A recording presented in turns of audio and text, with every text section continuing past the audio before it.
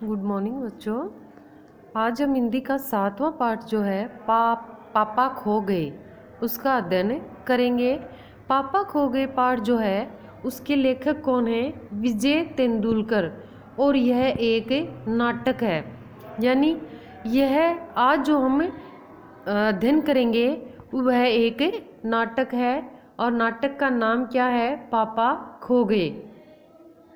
तो इसमें जो है लेखक विजय तेंदुलकर ने क्या कहा है कि इस लघु नाटिका में लेखक ने निर्जीव कालीन पात्रों के माध्यम से रोचक कथानक प्रस्तुत किया है। रोचक कथानक यानी रुचि पैदा करने वाला, जिसको पढ़ते ही आदमी में हर व्यक्ति में रुचि उत्पन्न हो जाए कि इसमें क्या होने वाला है।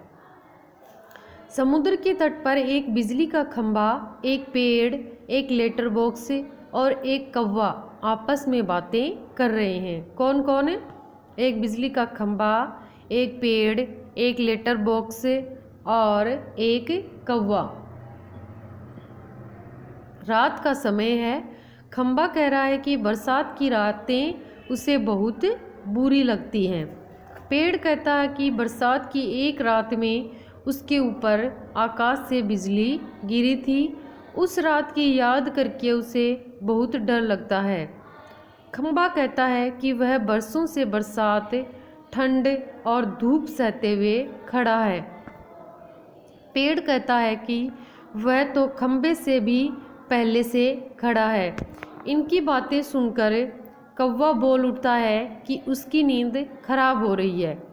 लेटर बॉक्स अपने भीतर से एक पत्र निकालकर पढ़ने लगता है। पत्र में किसी हेडमास्टर ने किसी लड़के की शिकायत उसके पिता से की है। खंभा और पेड़ कहते हैं कि इस प्रकार दूसरों की चिट्ठी चोरी से पढ़ना गलत है। यानी अगर कोई हमें पत्र मिल जाए तो हमें उस पते तक पहुंचाना चाहिए, ना कि हमें वह पढ़ना चाहिए। हमें दूसरों का पत्र नहीं पढ़ना चाहिए। इसी बीच बच्चों का अपहरण करने वाला एक व्यक्ति एक छोटी बेहोश लड़की को कंधे पर डाले वहां आता है और वह कहता है कि वह लड़की को उठाकर लाया है, उसे भूख लग रही है, और वह लड़की को पेड़ के नीचे सुलाकर भोजन की खोज में चला जाता है। खंबा, पेड़ और लेटर बॉक्स उसकी बहुत बुराई करते हैं और लड़की को बचाने की इच्छा प्रकट करते हैं। लड़की को बचाने की इच्छा प्रकट कौन करते हैं? खंबा, पेड़ और लेटर बॉक्स। तीनों बातें करते हुए और इसी बीच लड़की तीनों बातें करते हैं और इसी बीच लड़की क्या हो जाती है? जाग जाती है। वह खंबे, पेड़ और लेटर बॉक्स को बातें करते देखकर डर जाती है। लेटर बॉक्स उससे उसका पता पूछता है, लेकिन वह अपना पता ठीक ठीक नहीं बता पाती। लेटर बॉक्स उसे बताता है कि वे सब अकेले में आपस में बातें करते हैं, आदमियों के सामने नहीं, क्योंकि वे उन्हें भूत समझकर घबरा जाते हैं। यह जानकर लड़की बहुत खुश होती है। सभी आपस में हंसी मजाक करते हैं। लड़की और पोस्टर पर बनी नाचने वाली क्या करती? दोनों नाचती हैं। उसी समय वह दुष्ट बच्चे उठाने वाला आ जाता है। सभी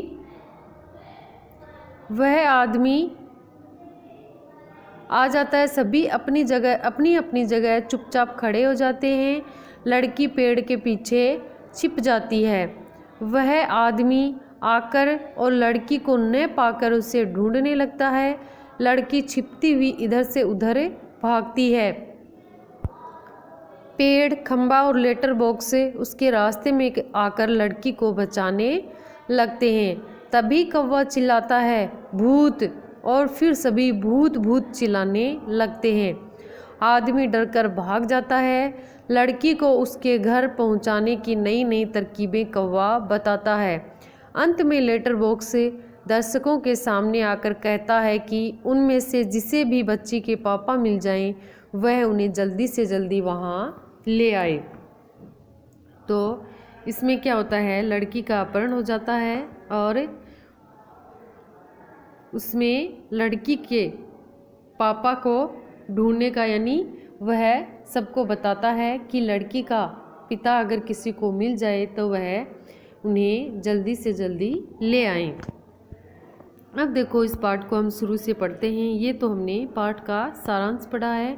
इसमें हमें कितने पत्र दिए गए हैं? 7 पत्र दिए गए हैं। कौन कौन से?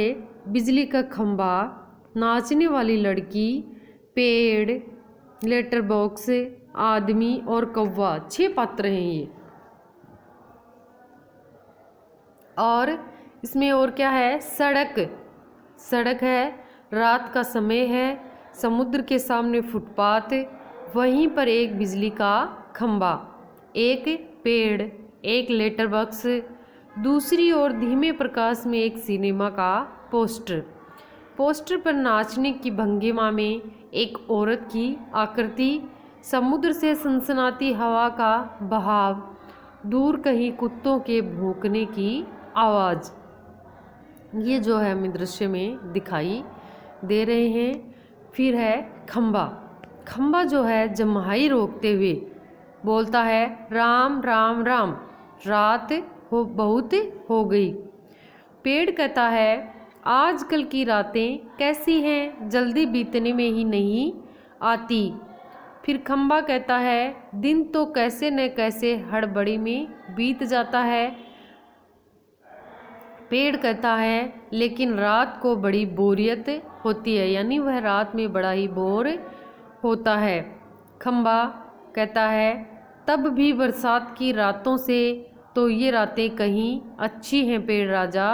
बरसात की रातों में तो रात भर भीगते रहो, बादलों से आने वाले पानी की मार खाते रहो, तेज हवाओं में भी बल्ब को कसकर पकड़े बराबर एक टांग पर खड़े रहो।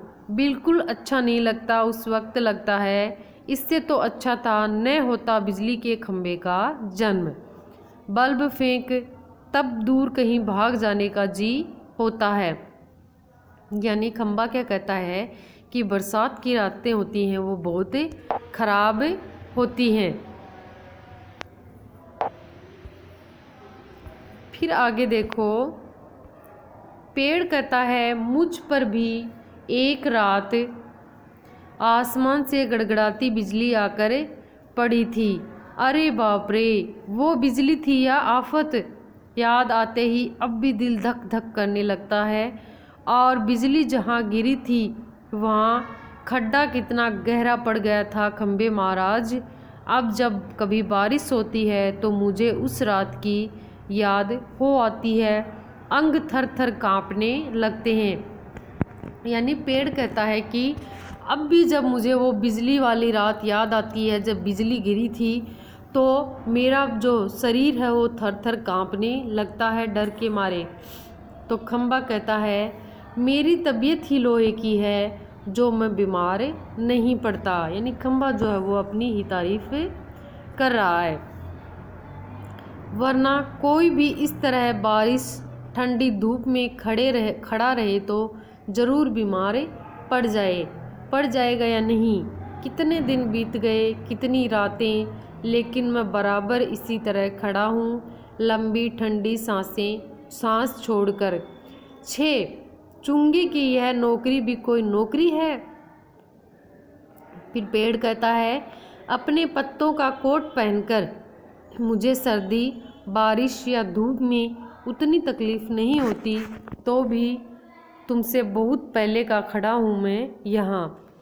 यही मेरा जन्म हुआ, इसी जगह। तब सब कुछ कितना अलग था यहाँ। वहाँ के वे सब ऊंचे ऊंचे घर नहीं थे, तब यह सड़क भी नहीं थी, वह सिनेमा का बड़ा सा पोस्टर और उसमें नाचने वाली औरत भी तब नहीं थी। सिर्फ सामने का यह समुद्र था। बहुत अकेलापन महसूस होता है। तुम्हें जब यहाँ लाकर खड़ा किया गया तो सोचा चलो कोई साथी तो मिला, इतना ही सही, लेकिन वो भी कहाँ। तुम शुरू में मुझसे बोलने को ही तैयार नहीं थे। मैंने बहुत बार कोशिश की, पर तुम्हारी अकड़ जहाँ थी वहीं कायम। बाद में मैंने भी सोच लिया कि इसकी नाक इतनी ऊंची है तो रहने दो। मैंने भी कभी आवाज़ नहीं लगाई। हाँ, अपना भी स्वभाव जरा ऐसा ही है। फिर खंबा कहता है, और एक दिन जब आंधी पानी में मैं बिल्कुल तुम्हारे ऊपर ही आ पड़ा। पेड़ कहता है, बाप रे, कैसा था वो आंधी पानी का तूफान। अब खंबा, तुम खड़े थे इसलिए मुझ कुछ संभल गया। हाँ, तुमने मुझे ऊपर का ऊपर झेल लिया, वह अच्छा हुआ। चाहे तुम खुद काफ़ी जख्मी हो गए, बाद में मेरा गुरूर भी झड़ गया और अपनी दोस्ती हो गई। यानी पेड़ और खंबा जो है वो आपस में बात कर रहे हैं कि पेड़ कहता है कि मैं बहुत सालों से अकेला था, यहाँ सामने सिर्फ एक समुद्र था और कुछ नहीं था। तो उसके बाद खंबे को कहता है कि तुम यहाँ आए और तुम्हारे अंदर इतना घमंड था कि तुम बात करने को भी तैयार नहीं थे। लेकिन जब खंबे को एहसास हुआ कि उस आंधी तूफान में जब वह गिरने वाला था तो उसको पेड़ ने ही बचाया था, तो उसकी अकड़ क्या हो गई, दूर हो गई। यानी उसका घमंड जो है वो दूर हो गया और उन दोनों की दोस्ती हो गई। फिर पेड़ कहता है, हवा आज भी बहुत है। दोनों चुप। हवा की आवाज़, कुत्ते का भौंकना, पोस्टर पर बनी नाचने वाली औरत टेढ़ी हो जाती है, उसके घुंघरू बजते हैं, वह फिर पहले की तरह स्थिर हो जाती है। लेटर बक्स किसी दोहे का एक चरण गुनगुनाता है और रुक जाता है। कौवा पेड़ के पीछे से झांक कर, कौन है जो रात के वक्त इतनी मीठी आवाज़ें लगाकर मेरी नींद खराब करता है, जरा भर भी चैन नहीं इन्हें। फिर लेटर बक्स बोलता है, मीठी आवाज़ में नहीं गाएं तो क्या इस कौवे जैसी कर्कश काँव काँव करें। कहता है, जरा भर भी चैन नहीं। पेट में हाथ डालकर एक पत्र निकालता है, धीरे से जीभ को लगाकर खोलता है, इसमें से कागज़ निकालकर रोशनी में पढ़ने लगता है। यह किसकी चिट्ठी आकर पड़ी है? हेडमास्टर। ठीक। क्या कहता है? श्रीमान श्रीयुत गोविंद राव जी, आपका लड़का परीक्षित पढ़ाई में काफ़ी कमज़ोर है। क्लास में उसका ध्यान पढ़ाई में बिल्कुल नहीं रहता। इसकी बजाय उसे क्लास से गायब रहकर बंटे खेलना ज़्यादा अच्छा लगता है। आप एक बार खुद आकर मुझसे मिलिए। परीक्षित के पापा हेडमास्टर से मिल भी लेंगे तो क्या हो जाएगा। स्कूल में बच्चे पढ़े नहीं, क्लास से गायब रहकर बंटे खेलते रहें, इसका क्या मतलब। फीस के पैसे क्या फोकट में आते हैं? सभी पापा लोग ऑफिस में इतना काम करते हैं, तब कहीं जाकर मिलते हैं पैसे। उन्हें ये बच्चे फोकट के समझें आखिर क्यों। 6 मुझे हेडमास्टर होना चाहिए था। इस परीक्षित के होश तब मैं अच्छी तरह ठिकाने लगाता। वह पत्र रखकर दूसरा निकालता है, यह किसका है। तो इसमें क्या बताया गया है कि पत्र में बताया गया है एक बच्चा जो है स्कूल में पढ़ता नहीं है, वह खेलने में ध्यान देता है। तो उसका अध्यापक जो है, हेडमास्टर जो है, वह उसके पिता को शिकायत करने के लिए पत्र लिखता है कि आपका बेटा जो है वो नहीं पढ़ रहा है। तो खंबा बोलता है, क्यों लाल ताऊ, आज किस किस के पत्र चोरी पढ़ते रहे।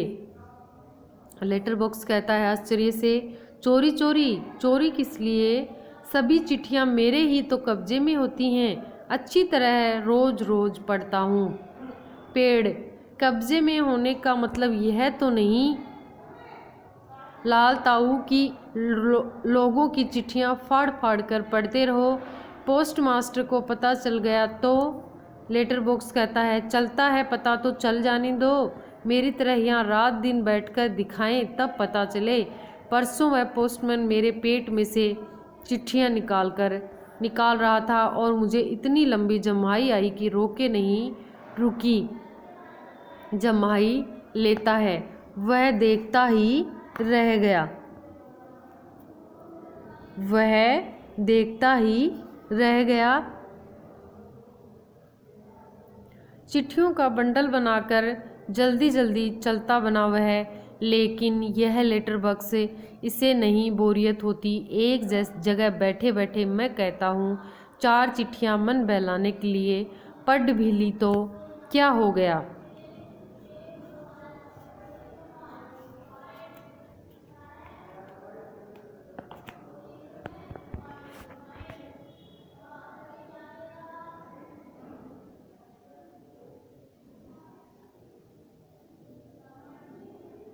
तो बच्चों, आज हम इतना ही पढ़ेंगे।